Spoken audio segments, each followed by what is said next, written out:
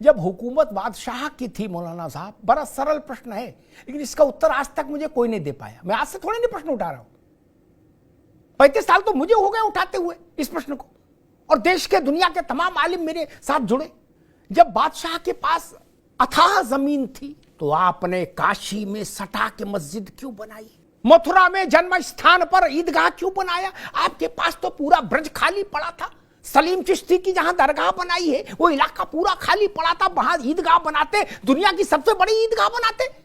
काहे को बनाई भैया? सटा सटा के क्यों बनाई? सटा सटा के। इस बात का उत्तर हमको आज तक किसी ने नहीं दिया। इस बात का उत्तर दे देंगे तो आपकी नीयत पर सवाल उठेगा। हमको मालूम है जन्नत की हकीकत, हमको मालूम है कि आपने सटा के क्यों बनाई, आप क्या सिद्ध करना चाहते थे। आप भारत के माथे पर लात रखकर खड़े होना चाहते थे, आप भारत की छाती पर लात रख के खड़ा होना चाहते। कोई विद्वान मुझे बता दे कि विश्वेश्वर महादेव के आंगन में आपने वो छोटी सी मस्जिद क्यों बनाई? पूरा काशी खाली नहीं था क्या? और जहां आपने मस्जिद बनाई वहां मुस्लिम आबादी भी नहीं है, घनत्व तो नहीं है। उससे कई किलोमीटर आगे जाके मुस्लिम आबादी है काशी में, बात मैंने पहले भी उठाई थी। वहां क्यों नहीं मस्जिद बनाई जहां नमाज पढ़ने वाले थे? मथुरा में आपने जहां ईदगाह बनाया वहां मुस्लिम रिहायश का घनत्व तो नहीं है मौलाना साहब। जहां घनत्व तो है वहां क्यों नहीं बनाया?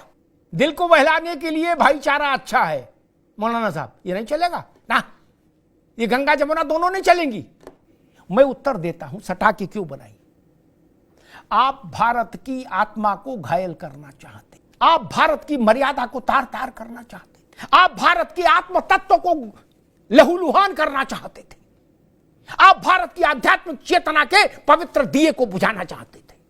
वो हालांकि आपके लिए संभव नहीं था लेकिन आपकी कोशिश थी। आप रामकृष्ण और शंकर को नहीं जानते थे? जानते थे। भारत में उनकी स्थिति जानते थे, उनके प्रति श्रद्धा अध्यात्म की चेतना को पहचानते थे। काशी, मथुरा और अयोध्या भारत की राजनीतिक राजधानियां नहीं थी, भारत के आर्थिक केंद्र नहीं थे। फिर आप सब लोग वहां आए किस लिए? कबड्डी खेलने? नहीं ना। दुनिया के किसी इलाके में ज्ञान वापी नाम से कोई दूसरी मस्जिद है क्या? कहीं हो तो बता दीजिए।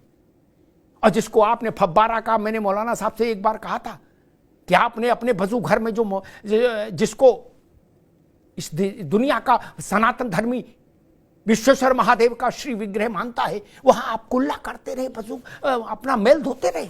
और आज भी अगर सुप्रीम कोर्ट उसको रोकता नहीं तो आप वही प्रक्रिया जारी रखते।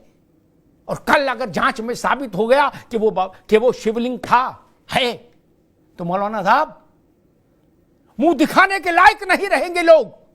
ये हिंदू कैसे सहन करेगा कि 400 साल उसके शिवलिंग पर लोग कुल्ला करते रहे? कैसे सहन करेगा?